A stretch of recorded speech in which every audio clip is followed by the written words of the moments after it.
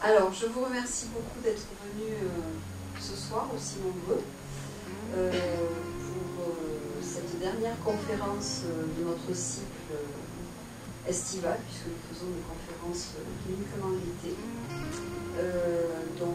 Ce soir, nous allons avoir un exposé sur la Croix-Rouge française à Axles-les-Thermes et à Mariège, de 1870 à 1920. Et cela va nous être exposé par Madame Bord, qui est chargée de mémoire au sein de la Croix-Rouge. Donc en fait, chargée de mémoire, c'est collecter la mémoire. Et elle travaille avec Monsieur Varin, qui est le référent mémoire pour la Croix-Rouge à Mariège.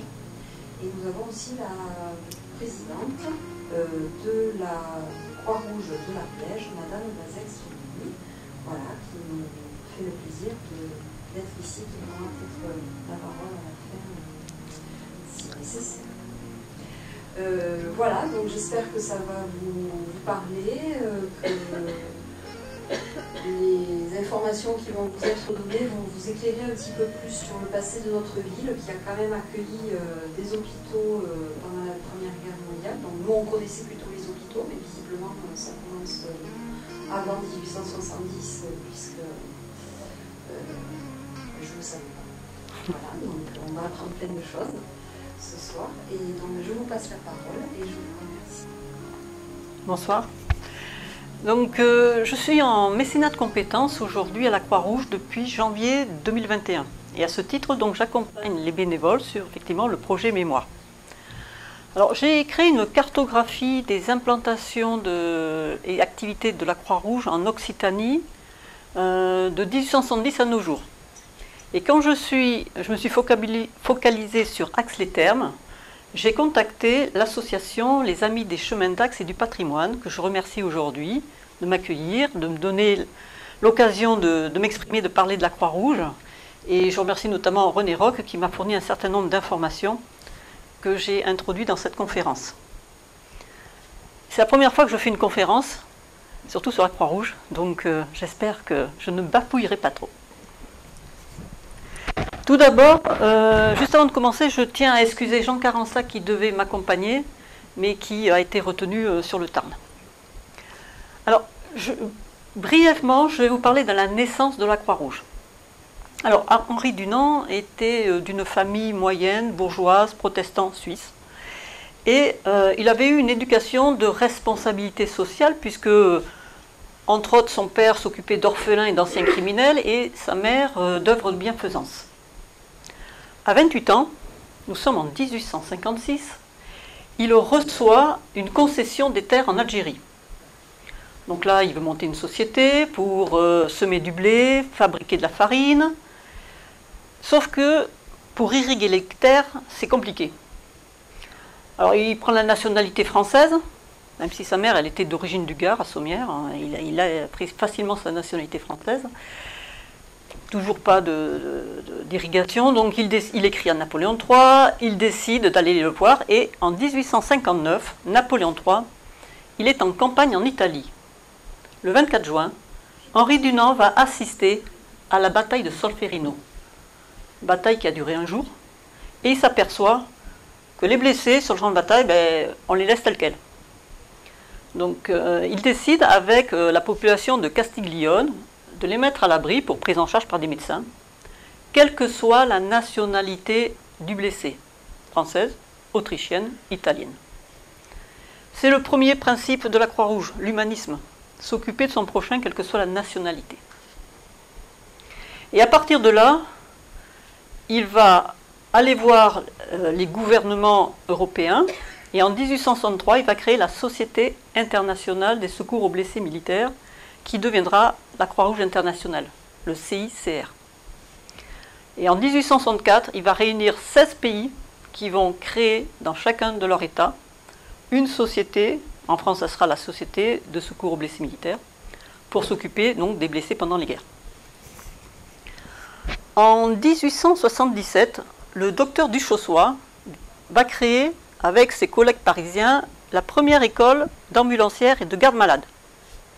C'est un succès, Donc, 2 ans plus tard, en 1879, il décide de créer une association, l'Association des Dames françaises.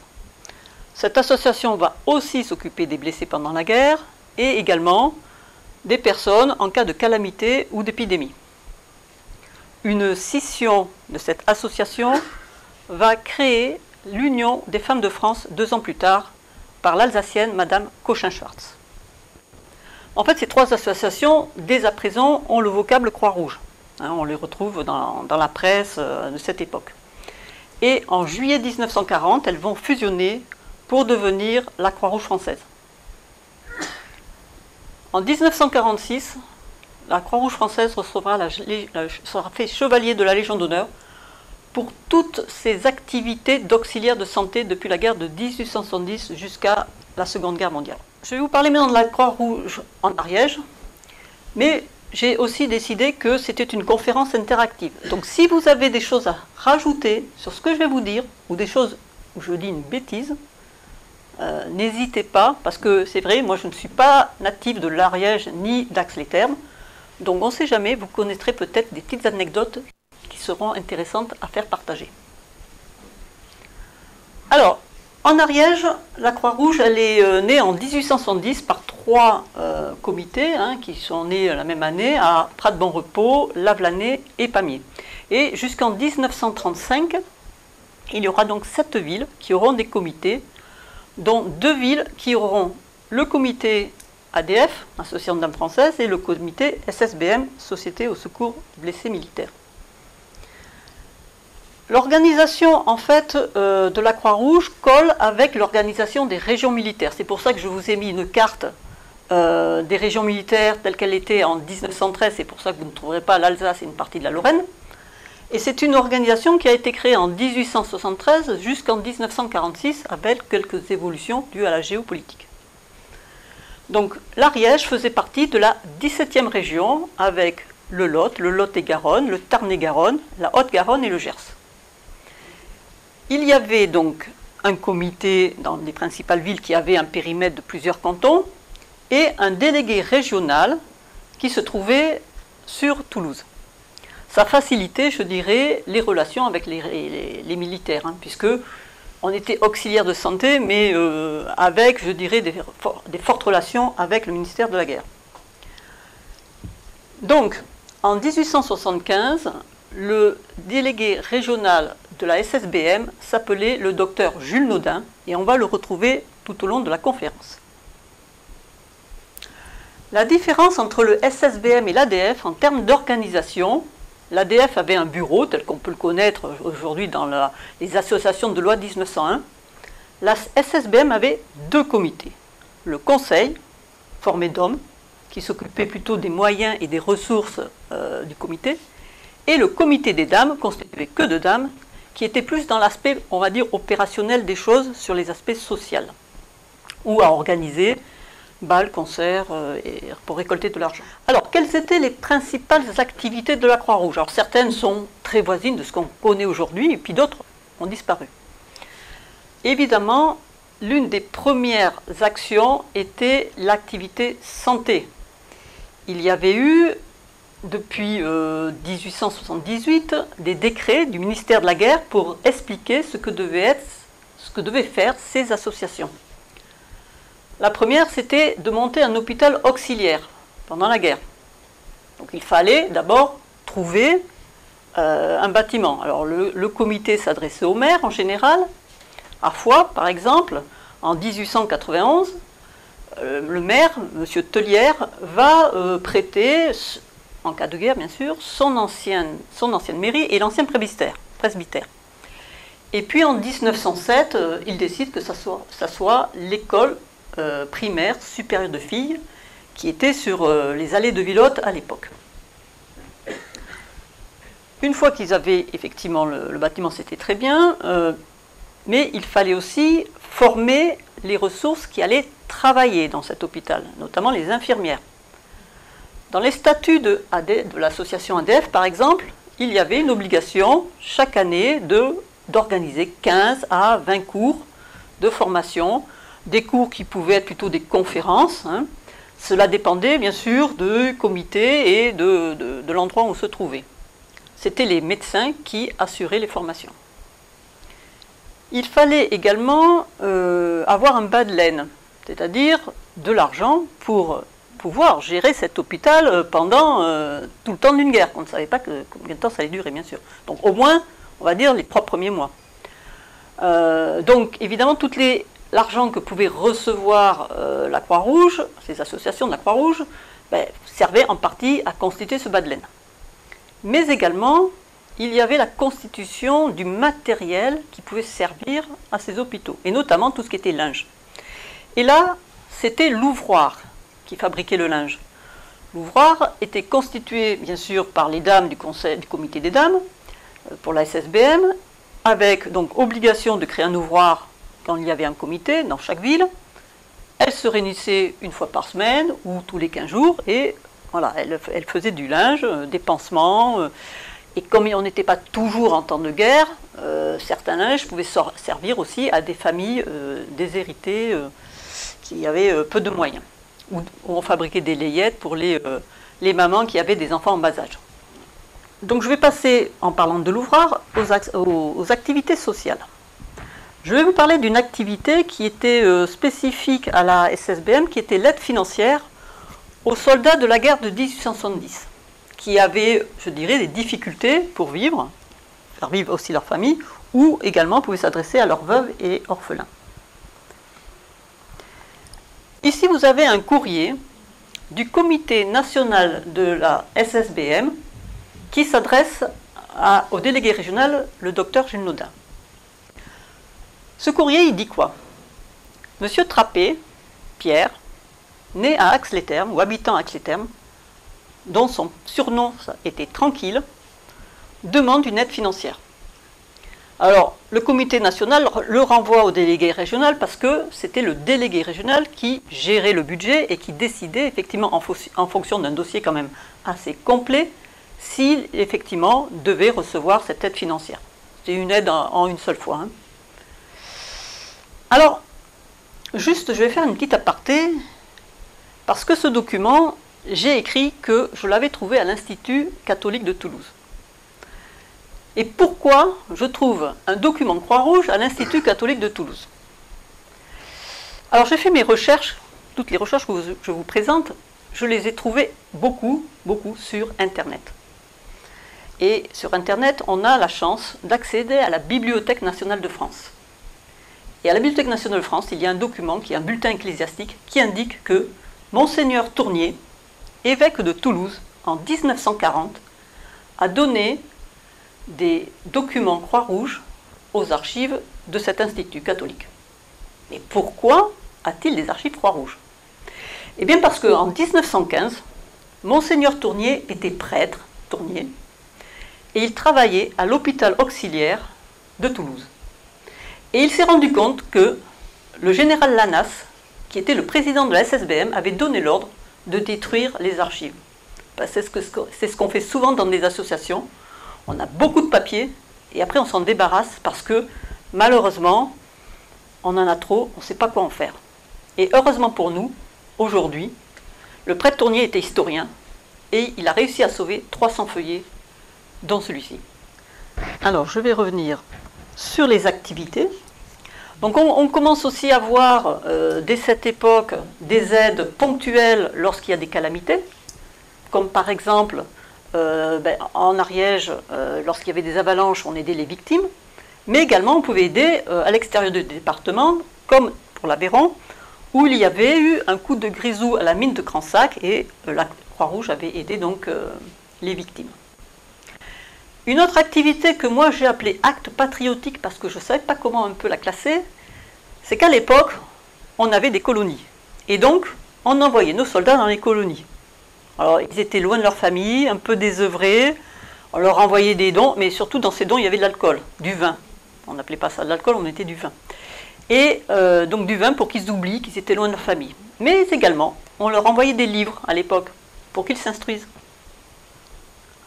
On voit aussi apparaître les premiers secours. Alors j'ai mis secours, le secourisme il est arrivé à la Croix-Rouge en 1942. Mais là, c'est plutôt une ambulance qui était prête à amener un blessé, en l'occurrence sur une course de cyclisme à Swex, au cas où, bien sûr, quelqu'un se fasse mal. Et puis, l'aide internationale. Si aujourd'hui nous aidons les Ukrainiens, en 1905, on a aidé les Russes. Alors, c'était surtout les veuves et les orphelins, parce que c'était la guerre russo-japonaise. Et effectivement, malheureusement, comme toutes les guerres, ça fait des dégâts. Alors, quand on donne, bien sûr, il faut des rentrées d'argent. Il n'y a pas de miracle. Pour donner, il faut avoir. Et en fait, à l'époque, c'est comme aujourd'hui. On organisait des concerts, des conférences, des bals, des tombolas. Il y avait les quêtes, les cotisations des membres, et puis les dons financiers.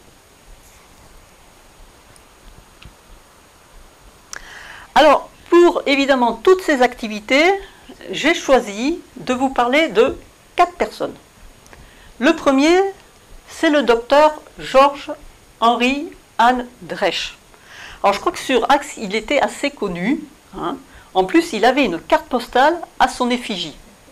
Donc, on le voit assis derrière sa bibliothèque, enfin devant sa bibliothèque. Moi, quand j'ai vu la photo, ça m'a fait penser à Jules Verne. Mais c'était quand même quelqu'un qui faisait beaucoup de choses. Alors, l'été, il travaillait à Axe. Il étudiait l'impact des eaux thermales sur la syphilis, notamment. Il a créé un journal à Axe qui s'appelait Axe Thermal. Donc, c'était quelqu'un qui était très actif. L'hiver, il travaillait à Foix. Alors, il cumulait. Il était le médecin de bienfaisance, le médecin des prisons, de la prison, parce que je pense qu'il n'y en avait qu'une, le médecin légiste, le médecin des épidémies. Il participait au conseil départemental de l'hygiène, et en plus, il était au conseil municipal. Et également, dans les années 1913-1914, il était président de la Société ariégeoise des sciences, lettres et arts. Il avait visité notamment la grotte du Mas d'Asile, et donc il écrivait des articles sur la préhistoire. Et la Croix-Rouge? Eh bien, la Croix-Rouge, il faisait les conférences pour la Croix-Rouge, notamment sur tout ce qui était pansement et antiseptique.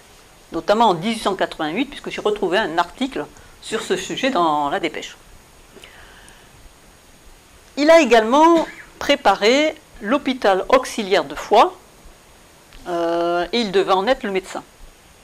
Le deuxième docteur que je vous présente, c'est le docteur Félix Garrigou. Alors, je vous ai parlé d'un docteur Jules Naudin, Félix Garrigou, Georges Dresch. En fait, évidemment, il y avait beaucoup de docteurs à cette époque, puisque la première activité, je vous l'ai dit, c'était la santé. Donc c'est vrai qu'on retrouve beaucoup de docteurs au tout début de la Croix-Rouge.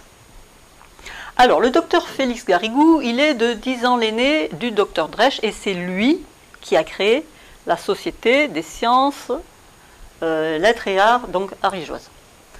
Il était également préhistorien, il avait visité aussi des grottes et il écrivait donc des articles sur le sujet. Donc, ils étaient de ce côté-là très semblables. Il a commencé sa carrière à Ax-les-Thermes et à Luchon, et il a terminé à Toulouse en tant que professeur d'hydrologie à la faculté de médecine. Il a eu en 1913 la Légion d'honneur et en 1914 la médaille d'or de l'Académie de médecine pour ses études sur les eaux thermales. Il a été 17 ans le premier président de la SSBM de Tarascon-sur-Ariège. Alors à l'époque, la notion de délégué départemental, je ne l'ai pas trouvée dans les écrits. Mais en gros, on peut dire que Félix Garrigou jouait un peu ce rôle, parce qu'il a mis en place l'ensemble des correspondants de la SSBM dans l'Ariège. Il proposait à une personne d'être le représentant cantonal. Celui-ci, après, s'il validait cette proposition, écrivait au délégué régional pour donner son accord. Et le délégué cantonal d'Axe, c'était Pierre Boileau. Et pareil, j'ai retrouvé le document à l'Institut catholique où Pierre Boileau écrit: le comité départemental de l'Ariège vient de me nommer correspondant cantonal d'Ax. Je m'empresse de vous dire que j'accepte avec reconnaissance cette nomination dont je suis tout honoré. Voici mon adresse, Pierre Boileau, limonadier et maître d'hôtel à Ax. Donc, je vous ai mis une photo de l'hôtel Mon Caprice, que vous pouvez trouver aujourd'hui, qui est sur l'avenue Durando, qui est le Chalet. Et avant, ça s'appelait l'avenue Turel à l'époque de cette photo. Donc, Pierre Boileau, il était dans les années 1870-71 au conseil municipal et adjoint au maire de 1878 à 1881. Donc, nul doute qu'on peut dire que grâce à Pierre Boileau, Pierre Trappé a écrit à la SSBM pour demander de l'aide financière. C'était un de ses rôles. La dernière personne que je vais vous présenter, c'est une dame, c'est Madame Geneviève Ouellette Delcassé. Alors, Madame Geneviève Delcassé-Ouellette, avant d'être l'épouse de Monsieur Delcassé, elle était l'épouse du député Gaston Massip de Foix. Son mari, à l'époque, était le secrétaire parlementaire du député, donc c'est comme ça qu'ils se sont connus. Je ferme la parenthèse. Donc, Théophile Delcassé, je pense que beaucoup de personnes le connaissent ici. Il y a une avenue qui porte son nom, il y a son ancien château, les Cascatelles, que l'on voit ici, qui est maintenant une maison d'hôtes depuis les années 2000. Donc, en 1893, Théophile Delcassé devient sous-secrétaire d'État aux colonies. Sa femme est la présidente de l'association EDF à Foix, et elle va, alors notamment parce que son mari a écrit au gouverneur des colonies en disant il faut accueillir favorablement la création des comités de la Croix-Rouge, elle a pu créer 2 comités, celui de Saint-Pierre-et-Miquelon et celui de la Guyane. Elle a reçu la médaille de la Fondation par son association pour avoir créé ces 2 œuvres. Je vais vous parler maintenant de la période de 14-18. Et très brièvement, je vais vous rappeler les différentes étapes de cette douloureuse période. Donc le 28 juin 1914, l'archiduc d'Autriche-Hongrie est assassiné à Sarajevo, qui est en Serbie. Le 28 juillet, l'Autriche va déclarer la guerre à la Serbie, après avoir pris l'avis de l'Allemagne qui a dit « Ok, pas de problème ». Par le jeu des alliances, la Russie va mobiliser ses troupes, puisqu'elle était alliée avec la Serbie. Nous sommes le 29 juillet. Le 30 juillet, Jaurès, qui était pour la paix, est assassiné. Delcassé, qui vient d'être élu député en avril, écrit à sa femme qui restait à Ax. La situation s'est terriblement aggravée hier et cette nuit. Demain, ce peut être une mêlée générale. Je vais à l'ambassade de Russie. Il avait été avant aussi ambassadeur de Russie. L'opinion, par contre, a une tenue parfaite, calme et résolue. Souhaitons que cela dure. L'Allemagne bluffe pour l'instant, mais quand même décide donc de se mettre en menace militaire du fait de la mobilisation russe. Et puis le lendemain, elle déclare la guerre à la Russie. Nous sommes le 1er août. Qu'est-ce que Delcassé réécrit à sa femme, qui est toujours à Ax. Donc, ce qu'il dit, c'est que la triple entente qu'il avait mis en place en 1907 sera le meilleur bouclier pour lutter contre l'Allemagne. Donc, triple entente, alliance entre l'Angleterre, la Russie et la France. Le 2 août, la France se mobilise, puisque son allié, la Russie, a été déclaré par l'Allemagne en guerre, et le lendemain, le 3 août, l'Allemagne déclare la guerre à la France. Et le 5 août, les Allemands sont rentrés en France. Et qu'est-ce qui se passe entre le 1er et le 4 août? eh bien on voit, selon le Cri de Toulouse, un quotidien toulousain, que 200 Toulousaines sont allées frapper à la porte de la Croix-Rouge pour proposer leur aide. Qu'est-ce que nous dit l'Excelsior, quotidien parisien? Ben, il nous envoie une photo de la population parisienne qui fait la queue devant les locaux de la Croix-Rouge. Qu'est-ce que nous rajoute l'Excelsior? Que le 2 août, les infirmières Croix-Rouge sont déjà sur le quai de la gare de l'Est, prêtes à partir. Ce qui veut dire que la Croix-Rouge était déjà prête le jour de l'entrée en guerre de la France. Alors maintenant je veux effectivement vous parler un petit peu de l'organisation sanitaire de cette période pour après nous amener vers les hôpitaux taxes. Sur la carte que vous voyez, il y a une multitude de points. Alors même si bien sûr c'est concentré vers l'Est, la région parisienne, parce qu'il y a beaucoup de population en région parisienne, on voit que toute la France a participé à l'effort de montée des hôpitaux temporaires. Avant la déclaration de la guerre, il y avait des hospices, des hôpitaux civils, des hôpitaux mixtes, donc civils-militaires, puis des hôpitaux militaires, quelques hôpitaux militaires.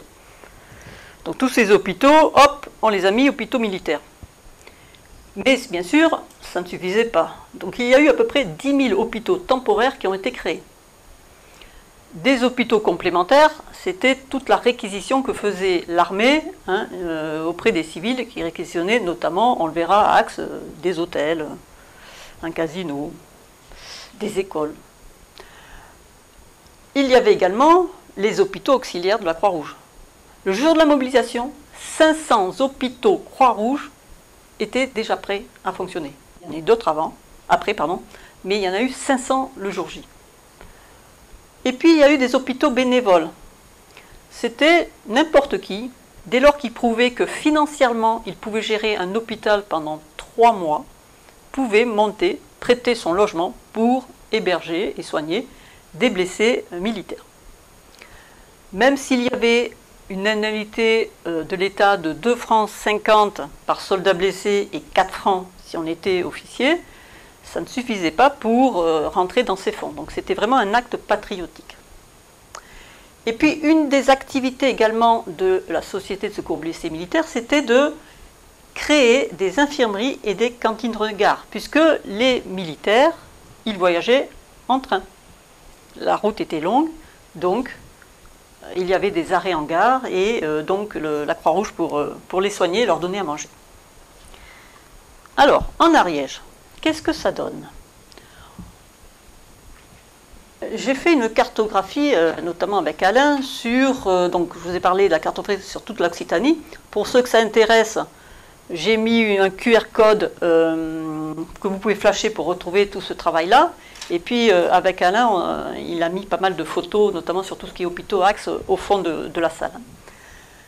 49 bâtiments sur l'Ariège, répartis dans 17 villes et villages. Il y a eu 2 hôpitaux auxiliaires du secours aux blessés militaires, à Saint-Giron, à l'école supérieure de filles, et à Pamiers, notamment à l'ancien couvent des Carmes. Couvent où maintenant vous trouvez un magnifique bâtiment orange. Vous aviez également 2 hôpitaux bénévoles gérés par la Croix-Rouge.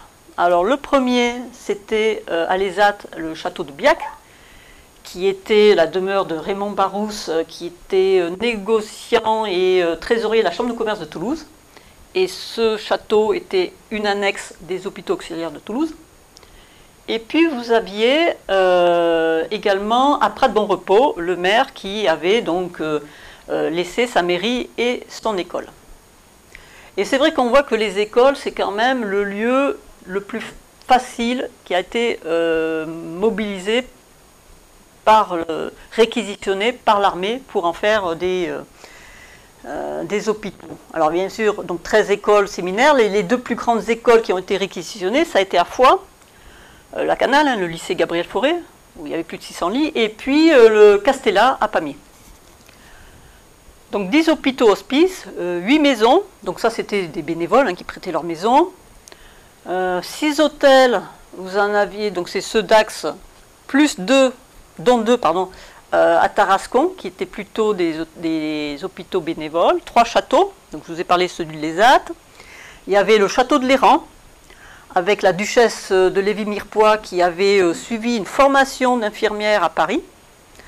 Et puis vous aviez un château que moi j'appelle plutôt maison de maître, hein, à Le Vernet, qui était la propriété de Monsieur Joffre, le directeur de l'école d'agriculture de Royat. Cette école a fermé pendant la guerre et puis en fait a réouvert pour pouvoir former à un nouveau métier les soldats blessés. 2 casernes, ça c'était une à Foix, une à Pamiers.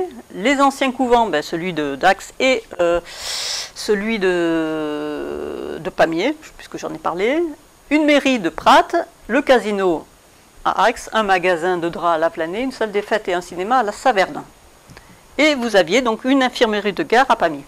Donc voilà globalement où se situaient les hôpitaux de l'Ariège. Alors, l'organisation des hôpitaux est une chose. Maintenant, les médecins. Alors, côté médecin, ça a été en fait un casse-tête parce que, alors, avant la mobilisation, il y avait à peu près 1400 médecins. Une fois la mobilisation, 10 400.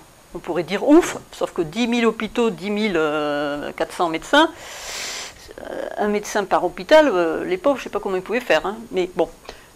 Donc il fallait, c'était une organisation intra-région militaire.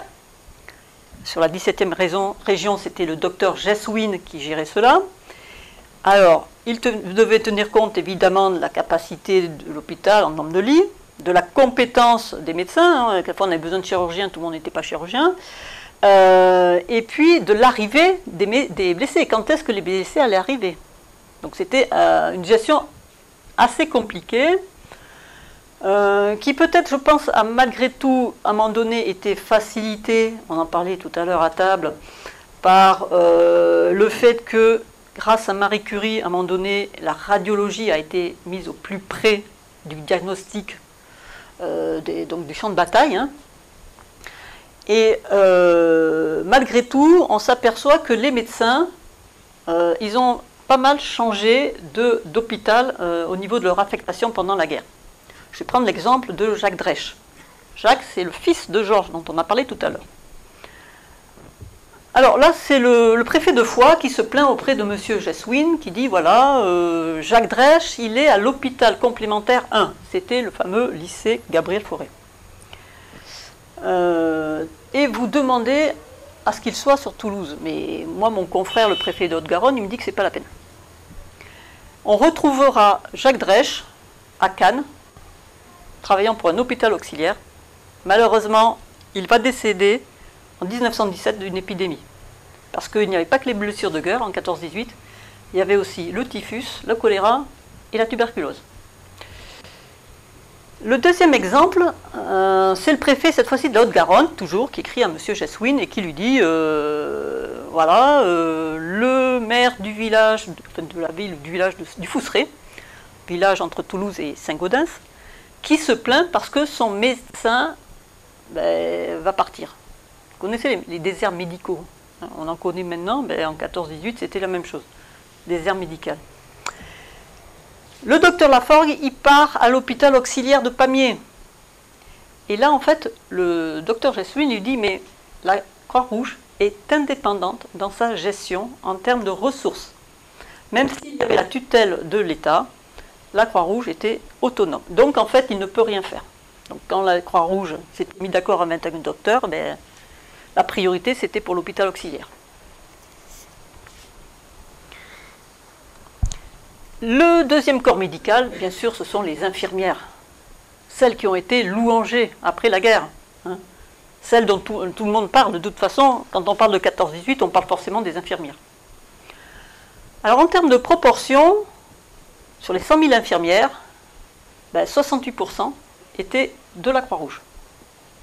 10% de religieuses et 22% autres. Alors, les autres, dans les écrits, je n'ai pas réellement trouvé beaucoup d'informations. Mais il y avait quand même toutes les infirmières des hôpitaux civils. L'armée a embauché 5000 infirmières pendant cette période-là. Et puis il y avait aussi les femmes médecins, parce qu'on interdisait aux femmes de soigner des blessés hommes, militaires. Interdiction. Donc elles étaient infirmières. Les religieuses, 10% c'est très bien. Parce que souvenons-nous qu'à cette époque, séparation de l'Église et de l'État, on avait dit aux infirmières, vous partez là, hein, on ne veut plus de vous. Vous sortez des hôpitaux, parce que jusqu'au milieu du 19e siècle, à Axe jusqu'en 1896, il y avait encore les sœurs de Nevers qui travaillaient à l'hôpital. Eh bien, elles sont revenues. Et la Troisième République les a acceptées, bien sûr. Pour soigner les blessés de la Troisième République, il fallait le faire. Alors, au niveau de la Croix-Rouge, c'était surtout des jeunes filles de bonne famille qu'on avait recrutées. Alors, quand je dis infirmière, la compétence de ces dames était très variée. Parce que celles qui ont tapé à la porte de la Croix-Rouge le 1er août, on les a acceptées, normal. Elles n'avaient aucune compétence, hein. Elles se sont formées sur le tard. Donc une infirmière, certaines avaient beaucoup de compétences, d'autres, elles ont appris sur le tard. Elles devaient suturer, poser des ventouses, prendre la température, elles devaient faire pas mal de choses, bien sûr. Les plus compétentes pouvaient assister, je dirais, dans les salles d'opération. Mais elles ont appris sur le tas, avec beaucoup de bienveillance, d'écoute, d'empathie. Hein. Elles ont fait de la lecture aux soldats, elles ont été gardes-malades aussi, elles ont écrit pour les soldats les cartes postales. Mais elles se sont plongées vraiment, elles ont découvert la vie, quoi, pour certaines. Parce que, il y avait quand même des classes sociales différentes. Elles étaient des jeunes filles de bonne famille. Les 3/4 des soldats, c'était des gens de la campagne. Hein. Des hommes de couleur. On avait été chercher nos colonies pour aider la métropole. La chair. Et sur un lieu hôpital aussi, en plus, on est à moitié tout nu, excusez-moi, mais bon, donc certaines, elles ne connaissaient pas grand-chose. Et donc, elles ont appris la souffrance, la douleur, la mort, les gueules cassées, voilà. Et elles ont travaillé avec abnégation. Certaines ont été reconnues par l'État, celles qui étaient plutôt près du front, la Croix de guerre, la Légion d'honneur. Je vais citer l'exemple sur Foix, Madame Greet, parce qu'il y avait des infirmières anglaises qui sont venues travailler à Foix, à l'hôpital, le HC1, toujours pareil, le lycée Gabriel Fauré. Elle a eu la médaille des épidémies, voilà. Et puis ces infirmières, pour un certain nombre, on les retrouvera entre les deux guerres dans les dispensaires. Puisque c'est à partir de là que le nombre de dispensaires vont croître. Dispensaires d'hygiène sociale ou dispensaires pour traiter les tuberculeux. Alors maintenant, je vais vous faire une petite balade. À Aix-les-Thermes.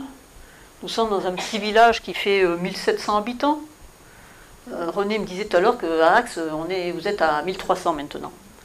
Donc 1700, une petite balade qui dure un peu plus, 1 kilomètre à peu près. Il n'y avait pas d'hôpitaux Croix-Rouge à Axe, mais il y avait des infirmières Croix-Rouge. Et au tout début, donc ça a été un ensemble de personnes qui ont créé un groupe privé. C'était pas vraiment appelé, même en plus au début, hôpital bénévole. Donc c'est pour ça que c'est une magnifique couleur verte. Et puis à partir de mai 1915, donc l'armée a récupéré tous ces bâtiments et a donc créé un hôpital complémentaire, le 62. Donc les numéros, c'était intra-région militaire, donc vous pouviez avoir un HC62 en Bretagne ou à Paris. Donc il y avait plusieurs bâtiments qui étaient regroupés sous la même autorité militaire, HC62. Et puis vous aviez 2 hôpitaux bénévoles, le HB 46 bis, qui a duré jusqu'en novembre 17, on verra qui c'est, la maison Marot, je vous parlerai de la maison Marot, 30 lits. Et après la guerre, une partie de l'hospice a été convertie aussi en hôpital 148 bis pour certainement traiter les personnes en longue convalescence jusqu'en janvier 21. D'où ma conférence qui est jusqu'en 1920, puisque le dernier hôpital a fermé en janvier 21. Je vais vous passer rapidement tous ces hôpitaux. Comme ça, ceux qui voudront faire une balade à Axe demain pourront aller faire un tour, une visite guidée. Voilà, donc le casino, déjà il est reconnaissable entre 1915 et les années 2020. Il servait aux officiers, donc blessés, Donc là, on voit une photo des officiers dans la salle de billard.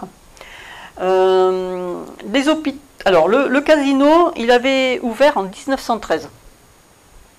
Donc il devait rouvrir en 1914 parce qu'un casino, ça ouvrait, je ne sais pas si c'est toujours vrai aujourd'hui, mais c'est 3 mois. À l'époque, ça ouvrait juillet, août, septembre. 1914, bon, il ouvre et puis à la fin de septembre, donc il est transformé en hôpital militaire. Et c'était M. Coqueret qui avait la gestion de ce casino. Et on va donc lui prendre son casino pendant 21 mois. Et pour cela, il va recevoir une indemnité de 8 650 francs. Alors le casino, il servait aussi, parce qu'il avait une salle de spectacle, il servait aux conférences, aux concerts, donc ça c'était pas mal. Parce que ce qu'il faut savoir, c'est que, ok, il fallait trouver la structure de tous ces hôpitaux, mais il fallait aussi occuper les soldats. Parce que même si en moyenne, un soldat, ça restait 2 mois en convalescence, certains pouvaient donc sortir, aller se balader, il fallait les occuper. Et puis, par contre, le débit de boisson était strictement interdit aux soldats. Hein. Donc, voilà. Donc, au-delà de ça, il y avait aussi des concerts organisés par l'école qui étaient à l'extérieur du casino. Donc, après le casino, vous avez la maison Benjamin Rivière qui va être occupée par le commandant Martin à partir de juillet 1915. Donc là, il va en faire son quartier général. Aujourd'hui, vous avez à la place, donc un bâtiment qui a été complètement reconstruit, où il y a l'antenne locale. Alors j'ai mis à partir en principe, depuis au moins 2009. Je ne sais pas si la date est bonne, mais voilà. Donc là, vous êtes sur l'avenue d'Elcassé. Donc on reconnaît, au fond, vous avez l'église, mais bon, on ne le voit pas bien. Et puis cette maison-là, c'était la maison Rivière. Pas loin, vous avez l'hôtel Regina. Alors là, justement, on voit donc 2 infirmières avec leur tablier, on voit les croix sur leur tablier. Vous avez même une plus grande photo de ces 2 dames au fond. Donc l'hôtel Regina, vous reconnaîtrez la façade sans problème, hein, ça a été reconstruit en 2011 au niveau intérieur, ils ont gardé la façade, c'est ça qui c'est super. Avec donc une photo de l'époque qui a été prêtée par Monsieur Latour, que je remercie aujourd'hui de m'avoir permis effectivement d'afficher les photos de son livre Axe les Thermes et pas de la case. Alors l'hôtel, il était à la famille Cazot. Et puis vous trouviez beaucoup d'hôtels Regina à l'époque parce que c'était dû à la triple entente. C'était pour commémorer la triple entente et notamment la reine Victoria. Alors Regina, Victoria, je ne sais pas trop le rapport, mais en gros c'était ça. Hein. Je continue ma petite promenade. Et là je suis sur le couvent, l'ancien couvent de la Sainte Famille, ou appelé Nom de Jésus également. Et là c'est Madame Villadomain que je remercie, parce que René m'a fait passer donc une magnifique photo. Des dames, elles étaient 8 à travailler donc dans cet ancien couvent, et là on voit que c'était des messieurs des colonies, hein, certainement donc de la Cochinchine ou du Tonkin. Voilà. Alors je vais juste citer quand même pour mémoire les dames, parce que peut-être on ne sait jamais dans la salle, il y a des gens qui connaissent ces noms. Vous aviez Madame Duraquin, Madame Font, Madame Cousy, Madame Marty et Madame Saros qui avaient le rôle de masseuse. Voilà. Donc 4 de ces dames étaient de la Croix-Rouge. Et donc l'ancien couvent aujourd'hui a été détruit. Hein. Il est devenu après l'hôtel Bristol, et quand il a été détruit, on a reconstruit une résidence, la résidence Bristol, pour se rappeler de l'hôtel. L'hôtel Save et l'hôtel Audi. Alors, vraisemblablement, l'hôtel Audi était une annexe, parce que quand, en fait, il y avait tellement de blessés, à un moment donné, on a essayé de catégoriser certains hôtels. Les annexes étaient plutôt ceux qui soignaient les petits blessés. Et puis, il y avait aussi des hôtels convalescence, quand les soldats allaient mieux. Voilà. Et l'hôtel Save, donc, qui avait une capacité de 100 lits. Aujourd'hui, l'hôtel Audi, c'est une crêperie, et puis l'hôtel Save, il est juste là, hein, de toute façon. Après, c'est plus un hôtel, je crois. Hein. Chambre de famille, d'accord. Alors, l'établissement Le Tech. Là, on reconnaît bien le hall. Alors, le hall, voilà, la photo est un peu coupée avec quand je l'ai transformé en PDF. Le hall vide en 1900, plein en 1914. Et vous avez une infirmière Croix-Rouge, tout en blanc avec son brassard Croix-Rouge, que l'on va retrouver donc, dans les jardins. Donc le bâtiment, il avait été créé en 1893, je crois, 94. Et il appartenait à la Compagnie Générale des Eaux Thermales d'Ax. On reconnaît tout à fait le bâtiment. Hein. Et puis, donc, cette infirmière, avec d'autres personnes travaillant à l'établissement du Tech et des soldats. L'hospice hôpital, qui était bien sûr le plus important en termes de capacité de lit, où là on avait plus de 400 lits. Et là pareil, on retrouve des infirmières avec, sur leur coiffe cette fois-ci plutôt, ici là, des infirmières Croix-Rouge. Donc peut-être que certaines étaient même des sœurs encore, hein, parce qu'il y avait des sœurs qui pouvaient être aussi Croix-Rouge. Hein, voilà. Donc l'hôpital, pas de problème, vous le reconnaissez entre maintenant et aujourd'hui. Hein. Alors pour la petite histoire, Ax a été la première ville à avoir un hôpital thermal, qui était de l'époque de Louis IX, sous le comte de Raymond Bernard de Foix. L'hôtel Sicre, qui est pour moi le plus vieux que j'ai trouvé d'hôtel thermal d'Ax, 1816, il me semble, de mémoire, qui n'existe plus par contre. Et donc à la place vous avez cette architecture. Alors quelquefois on l'appelait hôtel d'Espagne aussi, parce que ici là sur la route c'était la route d'Espagne qui passait là. 92 lits d'accueil. Et puis pour terminer, mon petit tour, c'est l'école Saint-Udo et la maison Marot. Donc je vais juste m'arrêter. Qui était M. Marot? En 1904, on demande donc aux religieux de partir des écoles privées.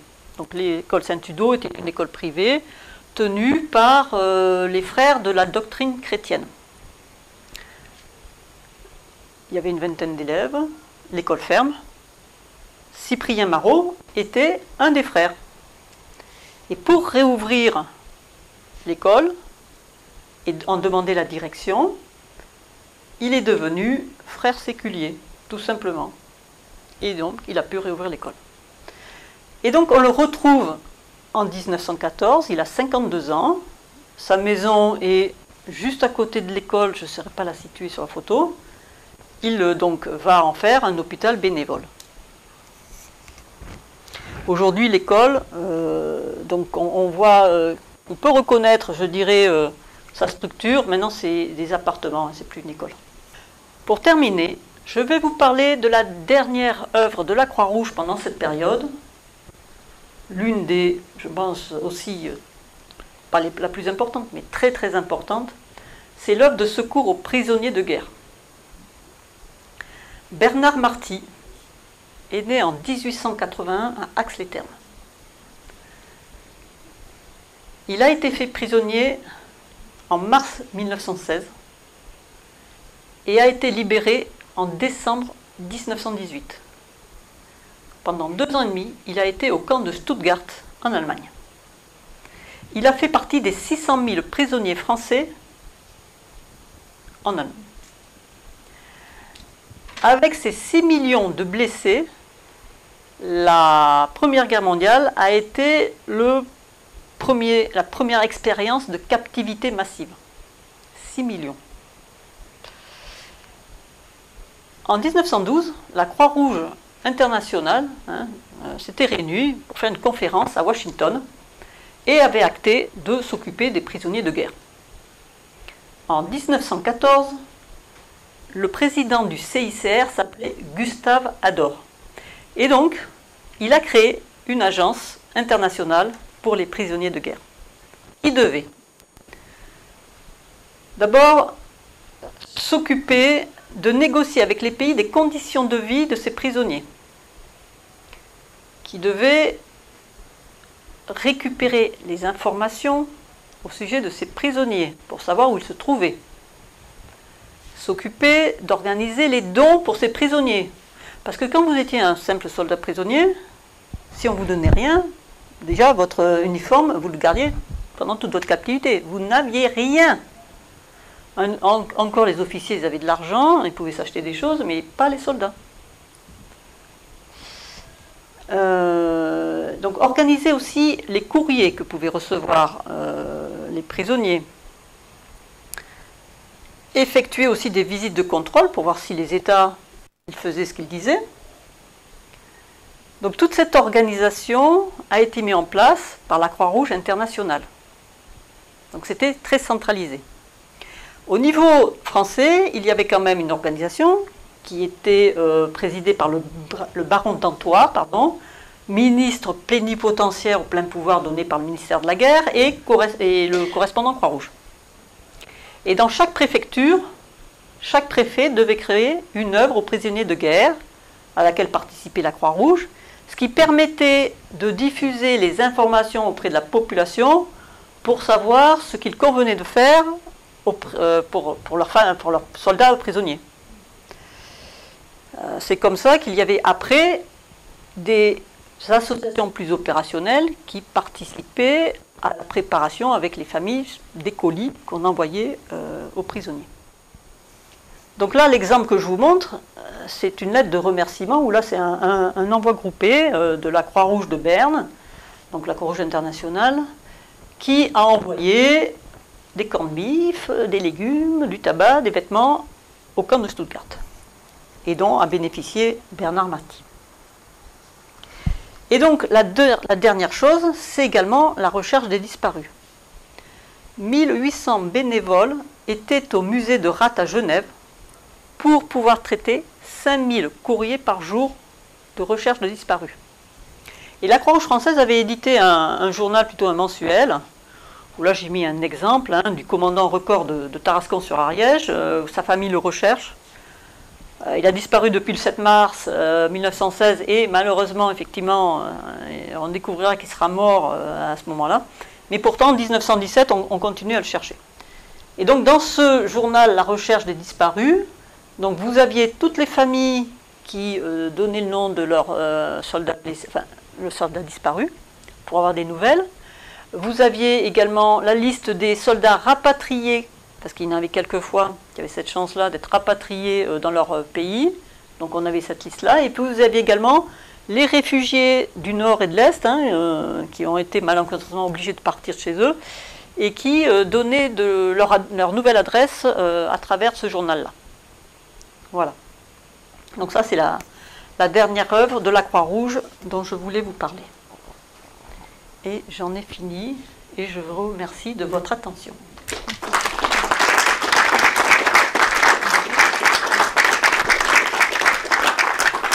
Je vais peut-être laisser... alors, je ne sais pas si vous avez des questions, parce qu'on ne sait jamais, des fois qu'il y a des questions. Je ne sais pas si je saurais répondre, mais avez-vous des questions? Vous avez parlé tout à l'heure du Vernet. Alors, j'aurais voulu savoir si c'est le Vernet d'Ariège ou le Vernet dans la Haute-Garonne. Le Vernet d'Ariège. Nous sommes dans l'Ariège. Je n'ai parlé que de l'Ariège, là. Donc, il faudra que je m'en renseigne, puisque j'habite le Vernet, justement. D'accord. Et j'ai jamais entendu parler de ça. Ok. Donc, je m'en renseignerai. Voilà. Merci. À quoi correspond la médaille des épidémies? Alors, elle traitait, ces dames-là étaient spécialisées dans les services. Oui. En fait, ces dames-là, elles étaient spécialisées pour traiter des malades qui avaient des épidémies. Parce que, en fait, vous avez différentes blessures, les blessures de guerre, mais aussi les malades dus au typhus, choléra, tuberculose. Et donc, on spécialisait des dames, et c'est pour ça qu'il y a une reconnaissance à ce niveau-là. Moi, je voulais savoir combien de docteurs avaient été mobilisés pour la Croix-Rouge. Ah Joker. Je ne sais pas répondre. Je ne sais pas répondre parce que c'est compliqué. Je n'ai pas d'informations précises. Donc je resterai sur les 10 400 que j'ai trouvés pour les hôpitaux militaires, mais je ne sais pas répondre. j'aimerais juste apporter une petite précision. Ah oui, Parce que il y a une chose que je ne peux pas laisser passer. vas-y, vas-y. L'établissement thermal du Tech, Oui. En fait, a été un des premiers établissements C'est le thermaux. premier. Puisque le bâtiment que vous nous avez montré, effectivement, date bien de 1893, je crois, 94. Mais en fait, le premier bâtiment était de la fin du XVIIIe siècle. D'accord. Voilà. Et dans l'ordre d'apparition, il y avait le coulbré, qui lui date du XVIe siècle. Après, ça a été le... Alors, je parle du coulbré parce qu'il était public, c'était la propriété de la municipalité. Et après, ce sont des établissements thermaux privés, donc qui étaient ouverts dans le Tech, et le Breil, donc de l'hôtel Sicre, qui date effectivement de 1815. Et après, il y a eu le modèle. Voilà. Et après, je sais plus, je vais rajouter quelque chose de plus. Super. Et du coup, est-ce qu'il y a d'autres questions peut-être? Après la guerre, que sont devenues les infirmières, tout ce potentiel énorme qui a été mis en compte pour la guerre?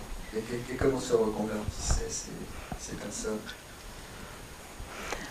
Alors, je ne sais pas si... je ne suis pas une spécialiste de toute la Croix-Rouge, hein, loin de là. Donc si vous avez des informations, mesdames, vous pourrez peut-être m'aider.